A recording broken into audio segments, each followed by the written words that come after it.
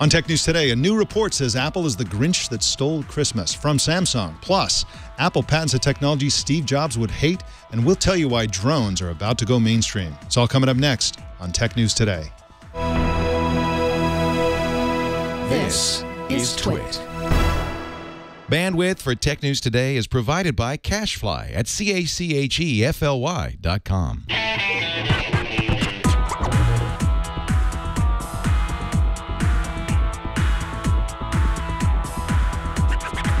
This is Tech News Today for Tuesday, December 30th, 2014. This episode is brought to you by Gazelle, the fast and simple way to sell your used gadgets. Find out what your used iPhone, iPad, and other Apple products are worth at Gazelle.com. And by ZipRecruiter. ZipRecruiter makes hiring faster, easier, and cheaper. Post your job to 50-plus job boards with one click. Try ZipRecruiter with a free 4-day trial now at ZipRecruiter.com/TNT. That's ZipRecruiter.com/TNT. Tech News Today is the show where we talk about the tech news with the journalists who report it. Welcome to the show. I'm Mike Elgan, and good morning to you, Jason Cleanthes. How you doing? I'm doing pretty good, Mike. How you doing? I'm doing great. Are you pumped for the big New Year's Eve celebration that commences at 3 a.m. Pacific tomorrow morning? Are you ready for it? I will be here bright and early, getting things ready. I will be here early. I'm not making any promises about being bright. Speaking of bright, we have Joe Panettieri, our co-anchor. How you doing, Joe? Mike, that was a great transition. Wasn't that brilliant? Wasn't that brilliant? Do you have all new writers in the studio? That was great. That was fantastic. I really like Thank you. We're so proud of the whole staff. Yeah, so I won't be live on your big broadcast tomorrow, but I'll be tuning in. This sounds like a lot of fun. Well, you're in New York where the big celebration is. Yeah. And so we may not have the biggest celebration, but we have the longest one, I think. We're going to be ringing in the new year in every single time zone in the world, and there are going to be lots of surprises and a lot of embarrassment, I think, by everyone. So something to look forward to. Now, Joe, I wanted to thank you, by the way, for coming in and doing the show, co-anchoring the show on your holiday. I know you're on a well-deserved holiday. And I appreciate it. Oh, no problem. Yeah, I appreciate you having me here. It was a pleasure to pop on in and have a great discussion today. All right, well, let's get started on those great discussions. More than half of all new device activations during the holidays in the United States this year were Apple products, according to a new report by Flurry.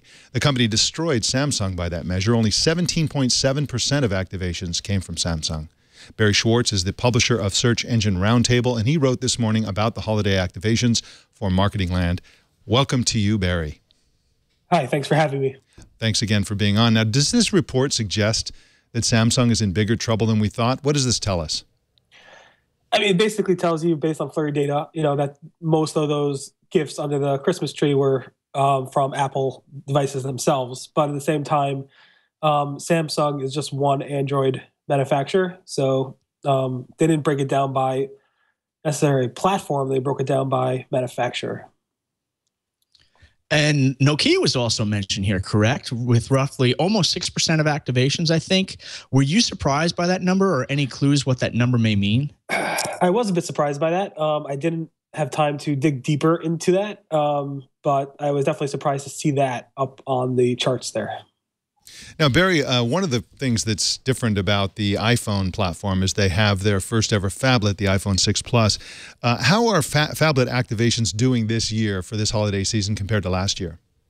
So Flurry statistics on that said there were 13% of the new device activations were the phablets compared to the year before, which was just 4%. And obviously, a lot of that came from the new iPhone 6 Plus, which Flurry said was one of the top 5 devices by activation. Now, the app installs overall, one of the interesting things about this, you always expect everything in technology to go up, up, up, but app installs are actually lower than previous years. Why is that? So I'm not exactly sure why they were lower than previous years. They were definitely up on Christmas Day. I'm not sure what they were the previous years. I didn't look into that data specifically, but it's always interesting. One thing that my company does as well, we're actually app developers, and we always see that around the holiday season, there's usually a huge spike in the number of downloads any of our apps will get, obviously, towards Christmas time. So there's always a time where developers need to actually go ahead and say, all right, what can I release new? What can I do that would actually get my app out there so that those who are getting new devices are interested in downloading your apps, because obviously a bare device would need some apps in it. So that's a very important factor and key time for developers to improve on their apps. Hey, Barry, this is Joe. Just to help paint a clearer picture on these activations and the research around them. Now, Flurry produces this. Is it basically, does the report only look at smartphones, or does it also look at cellular activations on the more traditional tablets? And also, might they start venturing into the wearable land longer term in terms of tracking some of the activations there? So I believe Flurry statistics only come from their those who have the Flurry analytics installed in their app, which is a lot of devices. I don't know. I don't think it's being pulled from devices themselves that don't have the analytics on there. I don't think it's being pulled from cellular data. And so obviously, those who have the Flurry analytics installed is a nice number of percentages. I'm not exactly sure what percentage of apps have the Flurry analytics. I know Google's trying to encourage more developers to add Google Analytics as opposed to Flurry, but a lot of developers use both Flurry, and because that's one of the key early analytics programs out there for developers to install on their apps. But most developers now have both Flurry and Google Analytics on their app. Barry Schwartz is at seroundtable.com, and you can follow him on Twitter at RustyBrick for some reason. I love that handle. Thank you so much for joining us today, Barry. Thank you for having me. All right. Well, just a sec, we have some Apple news for you, but first I want to tell you about Gazelle. You know, I always tell people, if you're trying to get a gift for a gadget geek, don't get them a gadget. Don't get them a phone or a tablet, because they know exactly what they want, and you probably don't.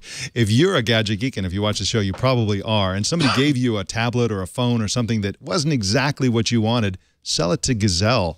Or if you want to buy a new device after the holidays, you sell your old one to Gazelle, and then you'll raise money to fund your next one. And of course, if you want to buy that next gadget, Gazelle now sells certified pre-owned phones and tablets. It's a fantastic idea because they actually sell phones that are certified like new. That means they're exactly like a new one, exactly like a new phone, but at a small fraction of the price, and that is a great deal. Instead of, if you're on a budget, instead of getting a lesser phone, get the best phone at a better price through Gazelle. It's really a fantastic way to go. And of course, Gazelle is always the best place to sell your gadgets. You don't want to buy or sell from somebody on some that you find online or on the street somewhere or wherever. You want to go through Gazelle because they're the company that does it right. It's risk-free. They've paid nearly $175 million to over 1 million customers. Shipping is free. Processing is fast. No listing hassles. It's just a fantastic way to go. Find out what your iPhone's worth. Take a minute and go to Gazelle.com to find out. Well, Joe, I thought Apple hated the stylus as a pointing device. What the heck is going on?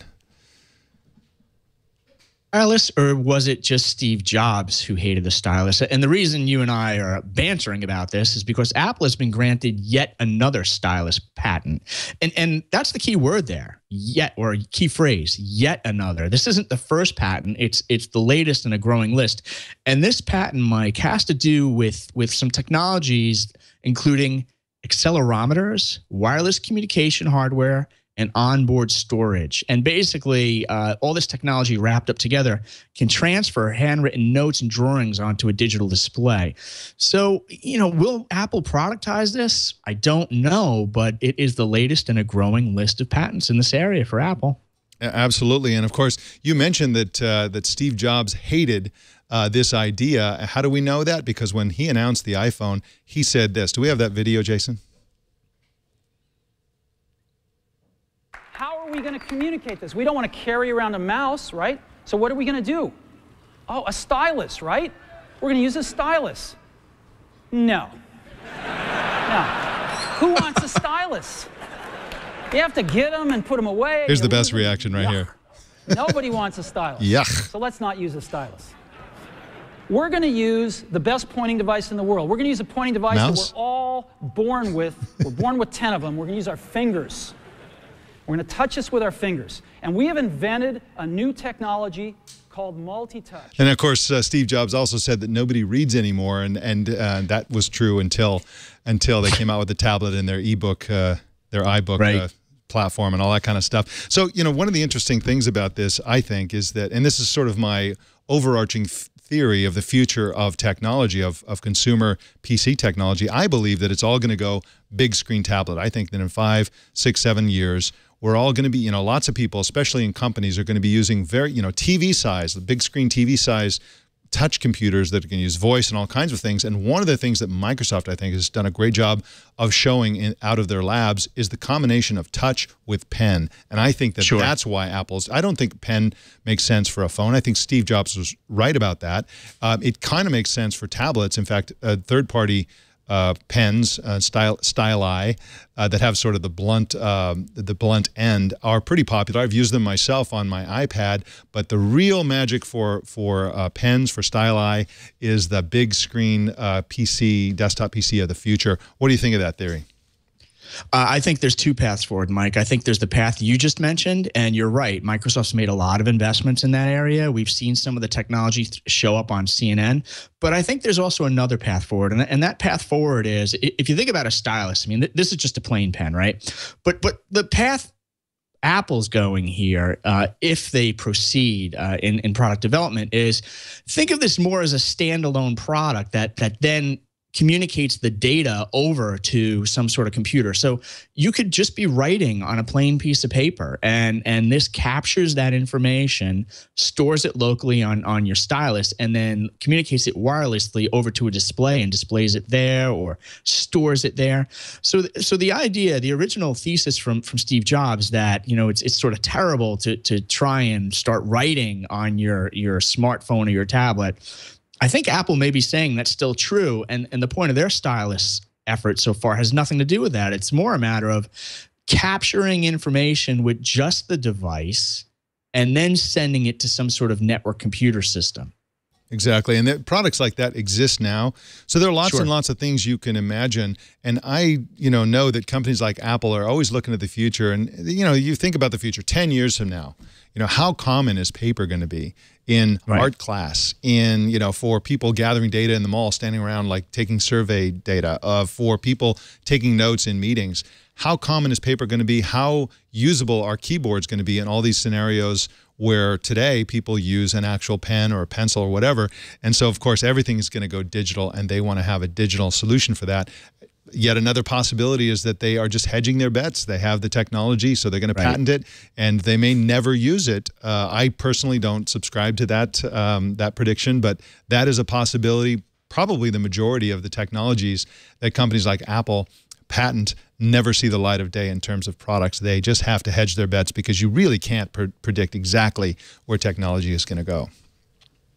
Well, a consumer drone maker is raising more money than anyone expected. The company is called eHang, and their smartphone-controlled Ghost drone product will be designed to automatically follow and take video of the user, among other features. The company's Indiegogo campaign has already raised about $650,000 despite a goal of only $100,000. Then, surprisingly, the company announced today that they've raised a $10 million round of venture capital. The drone is scheduled to ship next month, and their Indiegogo campaign doesn't end for another little bit more than a week.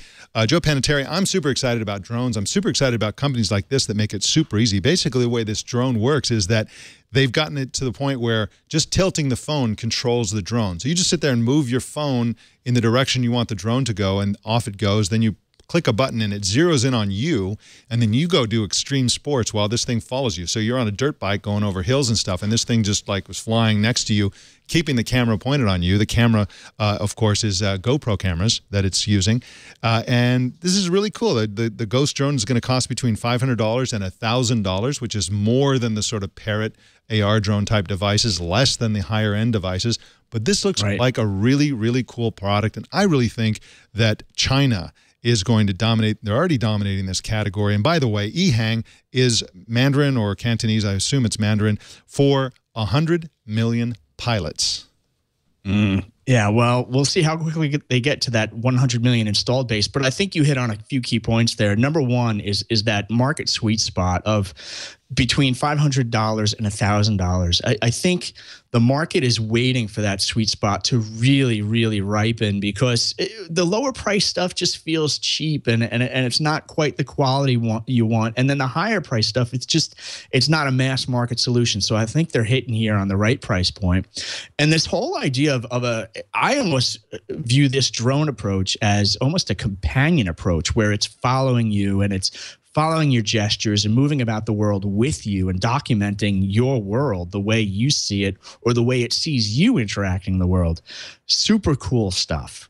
Definitely is. And by the way, this company is really interesting. They're based in Guangzhou, Beijing, and San Francisco. So they're a Chinese and American-based company. They have 17 employees. Their founder is Derek Zhang. And I think it's brilliant. One of the brilliant things that has to be said, I think, is that they're supporting the GoPro cameras, because, of course, that way they just have to be a robotic drone company. They don't also have to be a camera company. That can kill you, because cameras are hard, and the GoPro is a proven brilliant camera. It's perfect for drones, and of course lots of drones use them, and there's a good reason for that. So of course the photo quality is going to be as good as your GoPro camera. If you have the 4K GoPro camera, you can have brilliant video. So this is just really exciting. Again, this is supposed to ship next month, and I can really see myself buying one of these. So yeah, I could definitely see myself buying one as well. And I think you also hit another point here. The fact that it's GoPro cameras it reminds me and many others in the industry of the PC industry very early on, where we're able to mix and match standard components and create new and better solutions, rather than creating everything by yourself. And I guess my big question going forward with the drone market is, how quickly does it consolidate? And does all this technology become commoditized, so that basically, just like the PC industry became a bunch of gray boxes before Apple really stood out with some of their superior designs, and then Lenovo and others went in that direction as well. When does the drone market begin to consolidate in terms of the designs and having fewer and bigger leaders in the market? Yeah, it's a good question, and you know, I don't know the answer to that, and I think that, but I do think that it's going to become very, very mainstream. And I think the thing that will make it mainstream is all this intelligence. Right now, a lot of the drones, you just let go, they'll hover in midair. They don't go veering off and crashing and so on. Of course, people crashing these things all the time. But if you can figure out how to make them not crash, if you can figure out how to make them find their charger so you don't have to deal with charging and all that kind of stuff, if you can improve the battery life, because the battery life is always a problem, those are the kinds of things that will make them or break them in the consumer marketplace. But you know, this is a promising company. They're going to have lots and lots of money to play with, and it looks like they're going to have enough money to really deliver on their promise and their ship date and so on. So we'll keep an eye on that. Now, Joe, let's talk about, speaking of cameras, I decided to get a drop cam a few days ago, and then went and researched it more thoroughly. And I was kind of disappointed by the fact that drop cam, of course, is a cloud-based camera that we use here at Twit. If you go to twit.tv/dropcams, you can see multiple drop cams all over the brick house. But the problem is the cost. The cloud service is what, $100 a year or something like that. If you get another camera now, it's $150 a year. It's like, well, come on, I don't, you know, that's kind of a lot of money just to pay for the privilege of being able to just review the footage that it's taken and so on. And so that was kind of disappointing, and I think we can do better. And it looks like something could be better on the horizon. What's going on? Yeah, you know, something could be better, and I think there's a two-part story here. Number one is one of the key players, Lenovo. Lenovo apparently is developing a drop cam rival called Cloud Camera. This news is breaking. We expect to potentially see the device and/or device family at the Consumer Electronics Show, CES 2015, which starts January 6th in Las Vegas. So I think that's a snapshot in terms of what's going on in the industry with Lenovo. However, you know, I wonder if this is basically the first of a stampede of new products in this area. And to your point, Mike, this is a pretty expensive area right now. I mean, these aren't quote unquote commodity products yet, or maybe they are commodity products tied to services where the vendors are trying to make extra money and sort of milk it for all it's worth. And I don't know how long that model sticks around. And you think of the cloud storage market, which used to be really expensive. Now it's a commodity. I wonder if we'll see the same type of approach in the cloud market with the cameras. I think the way to look at these cameras is as Internet of Things devices. Now, we all are familiar with cameras as security cameras, or, you know, check in on the kids, or, you know, the sort of the crib cams. You know, home cameras have been around for a long time, and they're really they're really promising. They tend to be difficult to set up and a little on the pricey side and so on, but still, everybody understands the use case for being able to check in from outside your house and check in on your own home. What the industry is looking at, though, is these devices are sensors. So a camera is not just something for you to look at. It's also a sensor that can detect motion. It can recognize faces. It can do all kinds of things when you apply the right software to it. They also have microphones in them and speakers. And so, for example, with the drop cam, now we're looking at one of the drop cams here at the Twit Brick House. There we are. And so these can be connected with other Internet of Things devices. For example, just off the top of my head, one use case, Dropcam, of course, is part of Nest, which is owned by Google. And you can imagine a situation where, you know, a camera could help a smoke detector, which Nest makes, determine whether there's an actual fire or whether somebody just burnt their toast.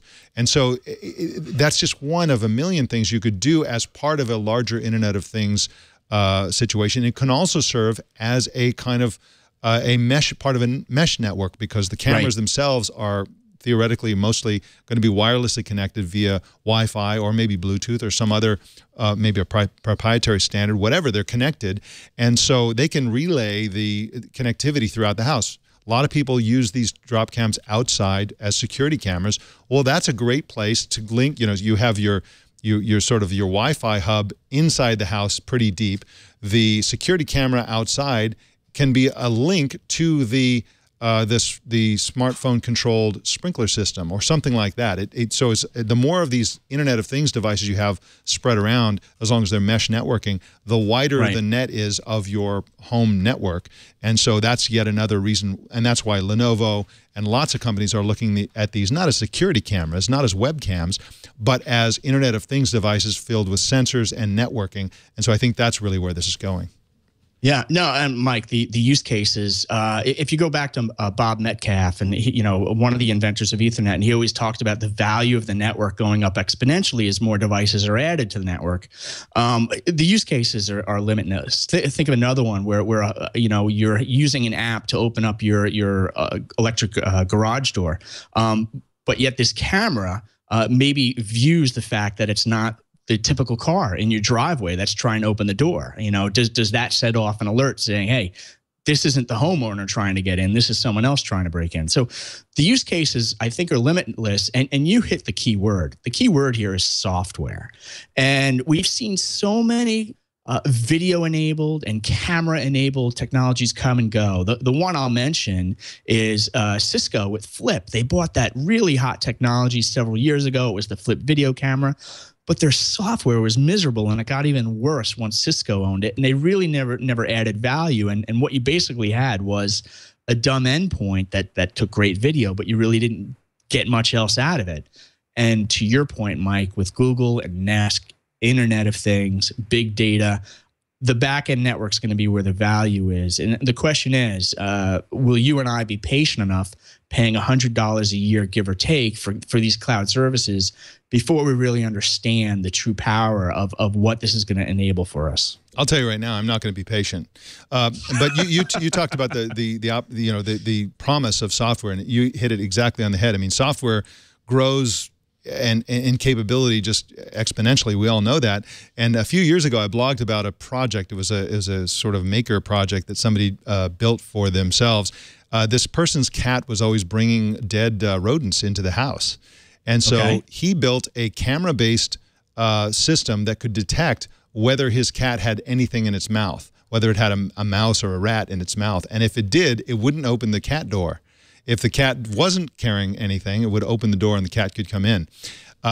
If one person can do that by himself, as a personal project, imagine what Google can do with their algorithms and applying the intelligence of lots and lots of people feeding into the system as they do with search and stuff like that. So yeah, once you have the sensors in place, once you have the networking in place, then you can go nuts with the software. And of course, these things will be extensible as apps proliferate, giving us capabilities we never even dreamed of. So it's a really exciting area, and I can't wait. I won't wait.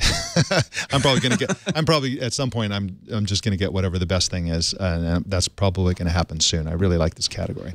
Well, Samsung today launched a new service called Milk VR, which streams free 360-degree videos to anyone using a Samsung Gear VR virtual reality headset. And if you recall, the Samsung Gear VR is a $200 Innovators Edition. In other words, it's for developers, that was launched earlier this month. It requires a Galaxy Note 4.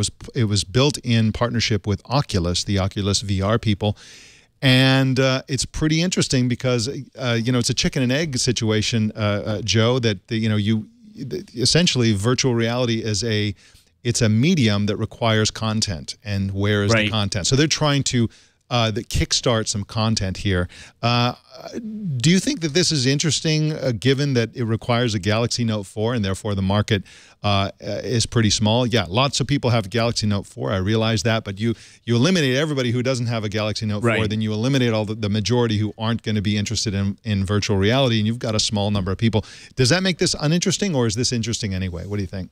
You know what? I think it's not a bad start in terms of having a controlled environment, because when you're doing something like this, you don't want to let the experiment get out of control. You really want to take some key learnings based on the early adopters and how they're using it and embracing it. But on the downside, what it does remind me a little bit of, and you mentioned here we are back to the keyword. This is the keyword edition, I guess, of Tech News Today. The keyword for this one is content. And it reminds me of all the 3D TV hype we heard 2 or 3 years ago at the Consumer Electronics Show, and yet there was no content. And even when there was, people didn't want to put on, they just didn't want to put on the glasses. And so I don't know what the killer app's going to be for virtual reality. I've yet to see it myself, but it's good to see the experiments continue.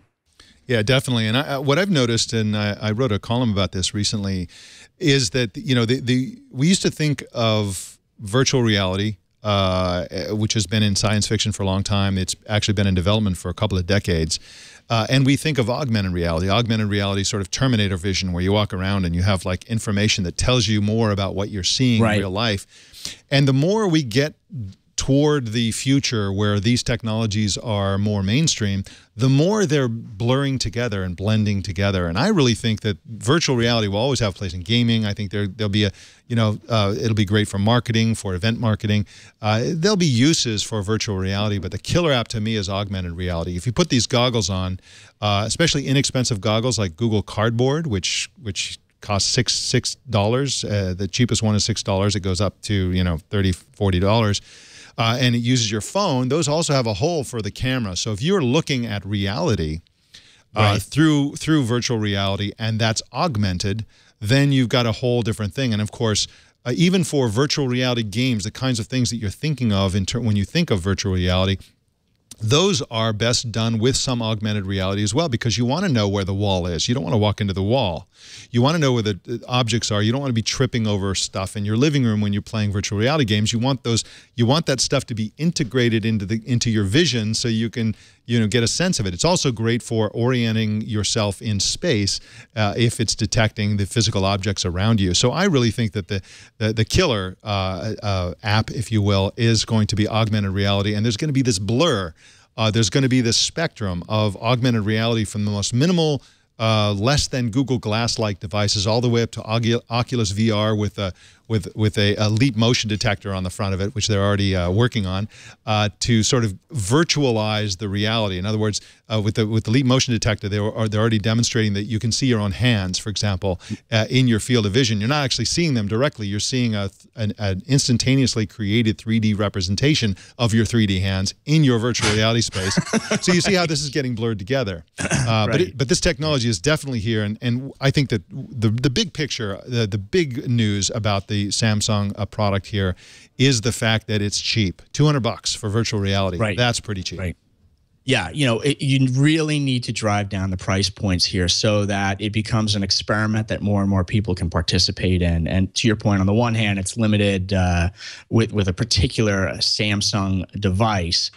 On the other hand, that price point is pretty darn attractive. So, you know, I'm curious to see if we see more announcements like this at CES, and whether we see Facebook and/or Google make any moves at CES or around CES.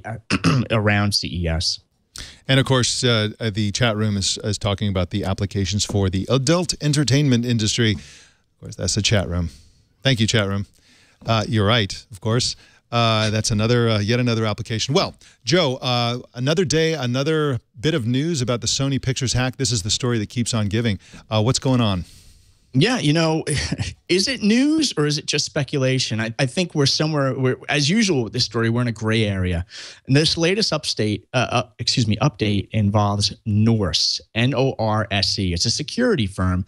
They allege that they've done some investigation on their end, and they're pointing to 6 individuals, including one former Sony Pictures Entertainment employee, that may have been basically the core set of people who were involved in the hack. And nowhere in the Norse early report is North Korea involved. So, you know, we're back to he said, she said. And I think many of us here in the U.S. are very nervous about how aggressive the FBI and the president have been about pointing the finger at North Korea when there's a lot of circumstantial evidence that may point elsewhere. Yeah, and of course, it's an important fact in all this that when the sort of GOP, the Guardians of Peace hacker group, initially did this hack, until Recode reported that they were suspecting North Korea, they didn't say anything about North Korea. They were talking about stuff like a former employee might talk about, stuff like working conditions and pay and things like that. It seemed to be like a disgruntled employee. The problem with this theory is that both the North Korea theory and the disgruntled employee theory, or the sort of independent hacker theory, they're all very compelling. There's lots of evidence, a lot of circumstantial evidence to support each of those theories. And I think there's also a possibility that there could be both. Any sort of hack that involves multiple people could involve a disgruntled employee working with people who are sympathetic with or paid by the North Korean government. You don't know what is exactly going on. What we do know is the North Korean government threatened Sony with something catastrophic. They really didn't want this movie, the interview, to be distributed, and so we don't know. But I think this is really good information, and of course the inside job theory is something that's been there since the beginning. But apparently the FBI has evidence to believe that it's North Korea itself. So we'll see what happens here. But this certainly is a very, very interesting story. I think it's one of the most interesting hacks we've ever reported on, or that has ever occurred in the history of hacking. And that's saying a lot. Certainly is. Well, in sec, we have some updates for you, but first, I want to tell you about ZipRecruiter, one of our sponsors today. ZipRecruiter is the best way to hire people. And of course, hiring people is one of the most important things you will ever do as a small business owner, as a manager, as somebody who wants to launch a startup. You got to hire the right people. There are lots and lots of people. You want the right people, not the people who are not right. And ZipRecruiter helps you do that by allowing you to post your job to 50+ job boards with a single click. That's fast and easy. And then once those candidates come flooding in, that part is fast and easy too, because ZipRecruiter will help weed out the qualified candidates according to your criteria. So you only have to deal with the qualified candidates. You don't have to sift through a gigantic stack of unqualified candidates. They're going to save you from that fate, so you can quickly choose and hire the right person very fast. It's the only way to hire the best people. You can find candidates in any city, any industry, nationwide. Just post it once and watch your qualified candidates roll in. So right now, Tech News Today fans can try ZipRecruiter for a free 4-day trial. Go to ZipRecruiter.com/TNT. That's ZipRecruiter.com/TNT. And we thank ZipRecruiter for their support of Tech News Today. Well, the French postal service La Poste has completed their tests of mail by drone. They actually are sending packages by drone in their test. That brings La Poste into the same league as Amazon, Google, UPS, and DHL. We've reported on all of those organizations doing drone testing. Now, although tests were limited, La Poste and their partner GeoPost expect to eventually deliver packages of up to 8.5 pounds over a distance of over 12 miles. And Joe Panettieri, this is one of those cases where it's new technology and everybody thinks, oh, wow, this is how all the delivery is going to happen. I'm going to get these packages from wherever, whether it's Amazon or whatever, by drone. But that's probably not the case. I think in the foreseeable future, within the next 10 to 15 years, drone delivery is going to be for special cases. DHL is a perfect example where in Germany they're delivering their point is they're only going to deliver packages across the sea to a specific island when the weather is not safe for flying a helicopter or whatever, and they need to deliver medicines in some sort of emergency. So you're eliminating 99.9% of all the delivery cases that are likely to happen and just narrowing it down to one possibility. They just want to be able to make sure that they can get medicine to people in an emergency in horrible weather. That's the kind of thing I think we're going to be seeing these drone deliveries used for. And of course, you looked at, remember, we first were slapped in the face by this concept by Jeff Bezos, who did a big publicity stunt last holiday season, last year, on 60 Minutes when he talked about, and they showed all this video, right? And so I was laughing out loud when I saw this video because essentially in their use case, the drone is inside the factory. It picks up a box. It flies across an open field between the factory and your house, and then it drops it on your open lawn. Well, that's just crazy. I mean, that's we don't live across open fields from Amazon. It's a lot more complex. There are things like wind. There are things like power lines. There are lots of things out there that could really knock a drone out, including people with guns. And other drones. You know, exactly. I think the scenario you point out, Mike, eliminates the random flight paths, and I think that's the biggest concern the FCC has is, you know, with all these drones potentially flying around, they become pinballs bouncing off each other and/or other objects. And, you know, I think you're right that the scenario is going to be very, very focused with well-charted flight paths for these devices. The thing that worries me, though, is every time we hear about a breakthrough, it seems to me that it's happening over in Europe. You know, this one involves the French Postal Service. A few weeks ago, we were talking about Amazon threatening to move most of its drone R&D over to the UK because they just don't think the FCC and the United States government are moving quickly enough to address this opportunity and challenge. And I agree with them. It absolutely isn't. You know, the FAA is really coming out with arduous rules. FAA, FCC, all of them. You know, but it's really the rules that they're proposing, and of course those are going to be watered down further, are just completely, you know, they're going to drive all the innovation abroad. And of course, you know, this is for commercial use of drones. The consumers, as we talked about in an earlier story, are going to be, you know, have drones. It's going to become completely mainstream. And meanwhile, the U.S. is going to use it for the military, which, of course, the U.S. military has been using drones for a long time, big ones, too.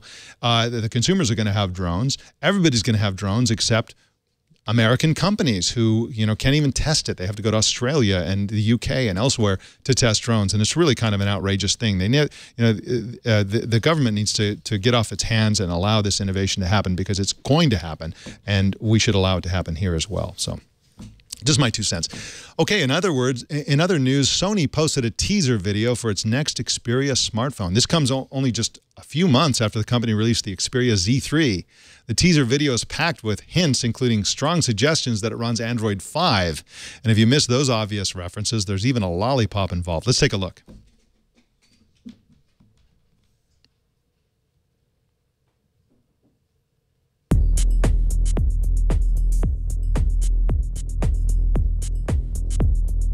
There's the lollipop.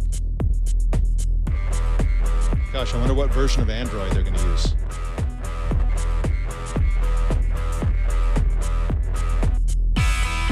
So they're implying gaming, they're implying color and visuals. A lot of eyeballs in this, so it's going to theoretically have a good camera, I hope. And it's also going to be kind of creepy. And it's going to make you cry. And it's going to get you pregnant? I don't know what's... Pregnant, yeah, so be careful with this phone, people. I don't know what they're planning, but it doesn't look good. Anyway, you know, once again, we're rooting for Sony. Come on, Sony, do something. really interesting, and stop ruining your products with bloatware. All I'm saying.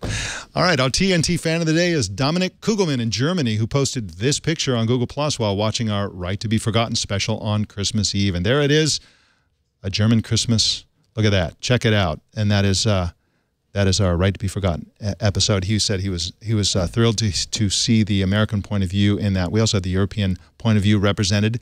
We did that show at 8 o'clock in the morning just to get the European point of view in there. So anyway, that was a lot of fun. How do you watch or listen to TNT? Just record a video or take a picture of your setup or yourself and post it on Google+, Twitter, or Facebook, and use the hashtag HowIWatchTNT. And that is the Tech News Today. Joe Panettieri, you always have the best plugs. What's going on with your company? Actually, we do have something new, and this involves yet another podcast. We always do them at 9:01 p.m. Eastern on Tuesday nights. And this, I think, will be interesting to small business owners and small business entrepreneurs who are trying to figure out how to manage big data in their companies. Right now, a lot of the big data conversation is reserved for large enterprises, but this conversation is with the CEO of TrepScore. His name is Eric Rice, and he'll be describing exactly how small businesses can capture and analyze big data and monetize that within their business. So that's tonight at 9:01 p.m. Eastern. That is awesome. Thank you so much, Joe, and Happy New Year to you. Check in on our 24-hour coverage that starts at 3 a.m. Pacific, and have a great New Year's Eve, and we'll see you in the new year. Absolutely, Mike. Thanks for having me on, and have a great New Year. All right, you too. You can subscribe to Tech News Today on iTunes, or you can choose your favorite way to subscribe at twit.tv/TNT. You can follow us on Twitter at Tech News Today TV. And please send us your thoughts and opinions by email to tnt@twit.tv or call 260-TNT-SHOW. Don't miss our evening newscast, Tech News Tonight, at 4 p.m. Pacific tonight and every weeknight right here on the Twit Network. My name's Mike Elgan. Thanks for tuning in. And remember that our epic New Year's Eve coverage begins at 3 a.m. Pacific tomorrow morning and runs for 24 hours. We're off Thursday and Friday, so the next live TNT is Monday. We'll see you then.